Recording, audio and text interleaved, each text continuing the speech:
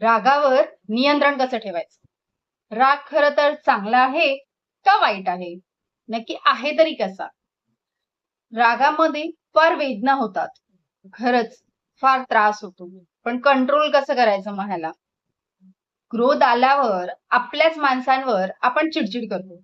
आपल्याच जवळच्या व्यक्तींवर आपण राग-राग करतो. तो राग आपला अनावर पण होतो. स्वतःवर सुद्धा आपला राग-राग होत असतो. इफेक्ट होत असतो आपल्याला, जाणवत असतं. वेदना होत असतात. रागामध्ये माणूस जे नको त्या गोष्टी सुद्धा बोलून बसतात. काही वेळेला करूनही बसतात.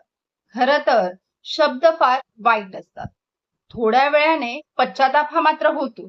पण तो पश्चाताप होऊन तरी काय फायदा?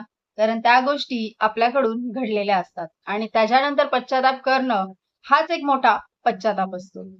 म्हणून रागावर आपलं नियंत्रण असलंच पाहिजे. तर काही जणांना ह्या छोट्या-छोट्या